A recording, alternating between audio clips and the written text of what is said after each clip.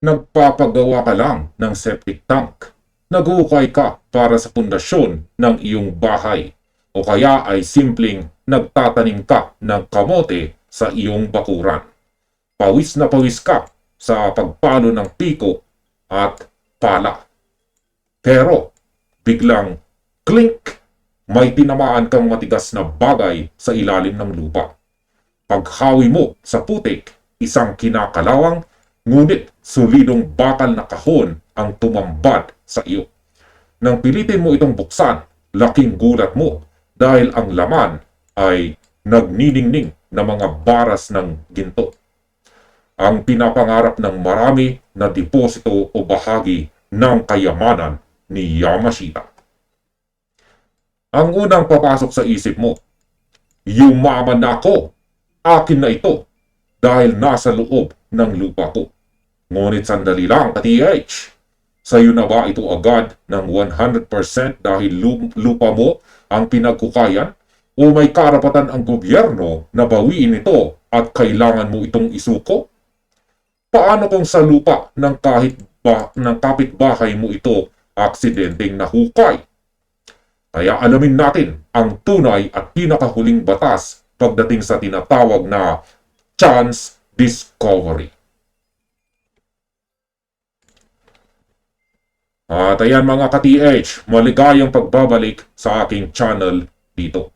Marami sa ating mga kasamahan ang pangarap talagang maging isang treasure hunter at gumugugol ng panahon para maghanap ng mga marka na iniwan ng mga sundalong Hapon. Ngunit paano kung hindi mo naman sinasadya? Dito pumapasok ang konsepto ng by chance o accidental discovery. Kapag sinabi nating by chance, ibig sabihin nito ay nahanap mo ang isang deposito nang wala kang anumang intensyon, plano o paghahanda na mag-treasure hunt. Halimbawa, nagpapatatag ka ng lupa para sa isang construction project. Nagbubungkal ang isang magsasaka sa kanyang bukid o kaya naman ay may gumuhong lupa o landslide pagkatapos ng malakas na ulan at biglang may lumitaw na lumang baol.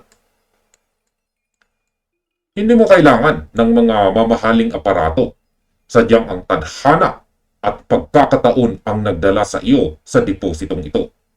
Bilang isang treasure hunter o kahit isang ordinaryong mamamayan lamang, napakahalagang alam mo ang iyong hakbang upang hindi mabaliwala ang swerteng dumating sa buhay mo. Ngayon ay pag-usapan natin ang batas, partikular ang tinatawag na Civil Code Article 438 at saka 439. Huwag nating idaan sa hula o sabi-sabi lang mga ka-TH. Tignan natin kung ano ang sinasabi ng ating batas, partikular na ang Civil Code Article 438 at 439. Ipaliwanag natin ito sa pinaka-simpleng paraan para maintindihan ng lahat. Ang unang senaryo, kung ikaw mismo ang may-ari ng lupa kung saan mo aksidenteng nahukay ang deposito o kayamanan ni Yamashita. Ayon sa batas, sa iyo ang 100% o 100%. Yan, ang 100% ng nahanap mo. Basta't ito ay mapapatunayang purong hidden treasure at hindi pasok sa tinatawag na cultural property o pambansang kasaysayan.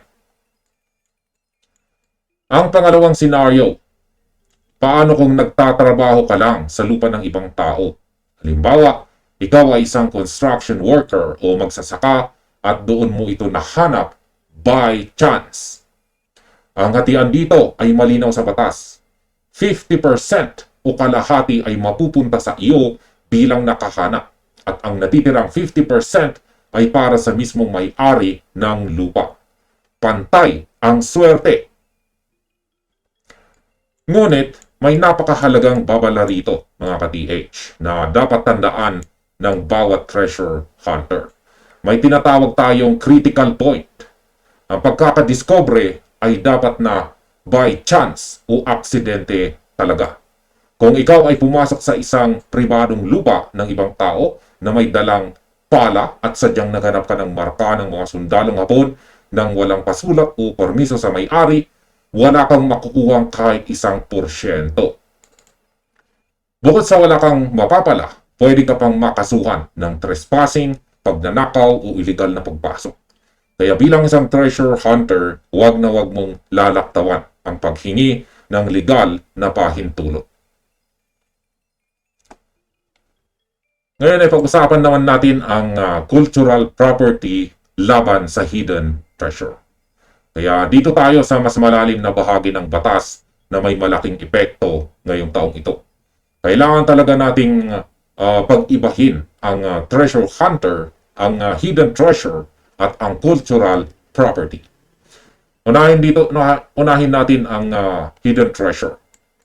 Ang hidden treasure, ito ay tumutukoy sa mga pera, alahas o mamahaling kagamitan na sadyang itinago ngunit wala ng legal na may-ari o hindi na matukoy kung sino ang nagmamay-ari ng mga ito. Dito madalas pumapasok ang mga gintong baras o bullion na iniwan ng mga sundalong Hapon noong panahon ng ikalawang digmaang pandaigdig na mas kilala natin bilang kayamanan ni Yamashita. Subalit, magbago ang takbo ng usapan kung ang nahanap mo ay may historical o archaeological significance. Kapag ang nahukay mo ay mga sinaunang barya, bago pa ang panahon ng mga sundalong Hapon, mga artifacts, relics o mga lumang banga na naglalaman ng kasaysayan ng ating lahi, otomatiko itong itinuturing ng batas bilang state property o pag-aari ng pamahalaan. Paano naman ang ginto ng mga sundalong Hapon? Dahil ito ay mga bullion mula sa digmaan, may mga espesyal at mahigpit na alituntunin ang National Museum. Sila ang may huling salita kung ang nahukay mong deposito ay ituturing bang isang cultural property na dapat manatili sa museo para sa kasaysayan o kung ito ay mananatiling hidden treasure na pwedeng paghatian. Anuman ang kanilang desisyon, may proteksyon at karapatan pa rin bilang nakahanap.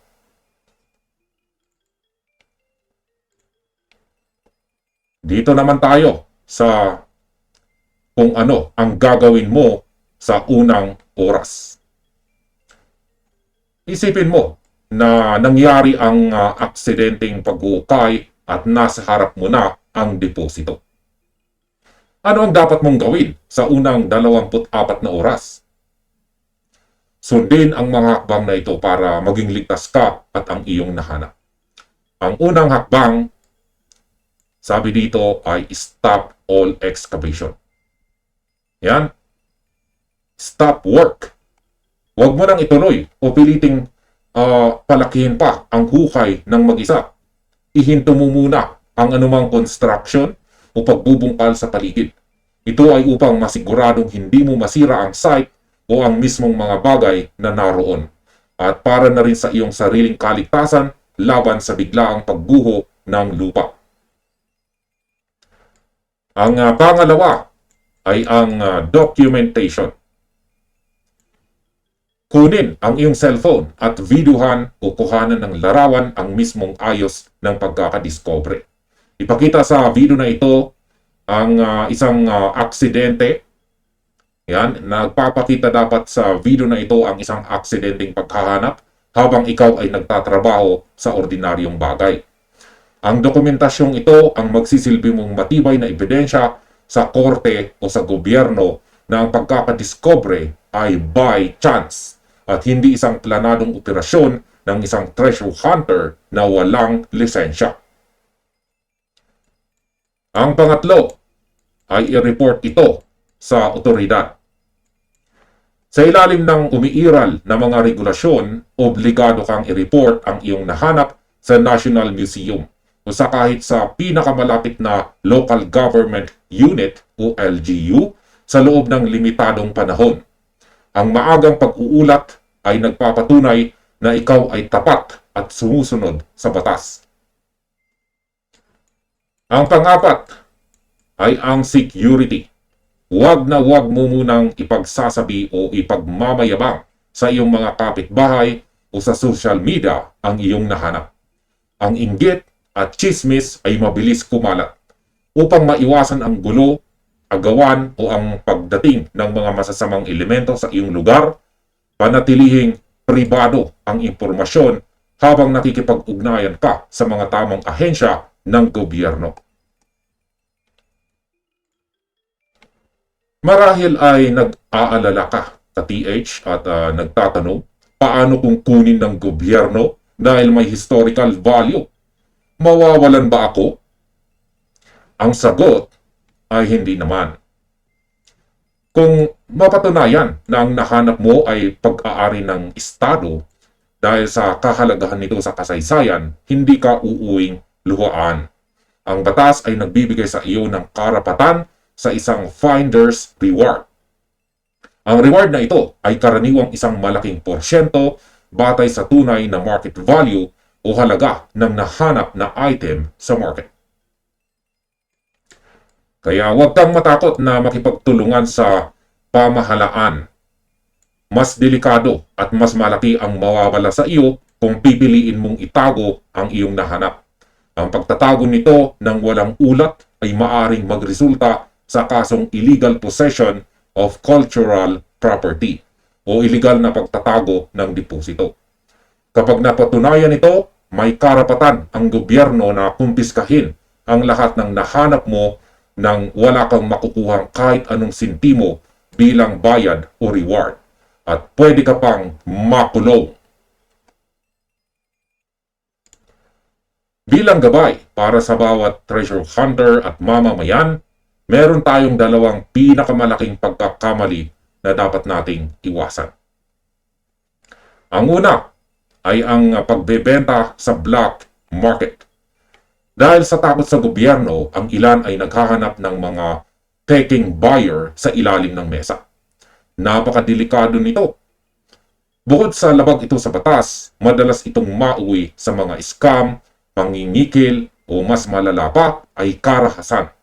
Ang mga taking buyer ay alam na wala kang proteksyon ng batas kaya madali ka nilang madadaya o mapagbabantaan. Ang pangalawa ay ang pagtatago ng impormasyon o pagtanggi. Kapag nalaman ng gobyerno sa pamamagitan ng sumbong ng ibang tao o investigasyon na may nahukay kang kayamanan ni Yamashita o anumang deposito at pinalabas mo na wala kang alam, otomatikong mawawala ang iyong karapatan sa 50% share o sa finder's reward. Ang katapatan sa simula pa lang ang pinakamabisang kalasag mo rito. At sa kabuuan, ang swerte sa pag-uukay ay dumarating ng hindi natin inaasahan. Parang isang regalong bigla na lang lilitaw sa ilalim ng lupa. Ngunit tandaan natin mga ka-TH na ang swerte ay pwedeng mawala sa isang purap lang kung hindi natin gagamitin ang tamang talino sa batas. Ang kaalaman sa tamang proseso ang magpapanatili ng swerteng yan sa iyong mga kamay ng ligtas at legal. Kayo mga ka-TH, nakahanap na ba kayo o ang inyong mga kakilala ng kahit anong lumang kagamitan o kakaibang bagay habang nagbubungkal ng lupa sa inyong bakuran? Ano ang ginawa ninyo? I-share naman ninyo ang inyong mga kwento at opinion sa ating comment sections sa ibaba. Huwag ninyong kalimutang i-like ang video ito at mag-subscribe na rin sa ating channel para sa higit pang mga tips at legal na gabay sa mundo ng paghahanap. At dito na nagtatapos ang ating video na ito. Maraming salamat sa panunood at happy treasure hunting sa inyong lahat.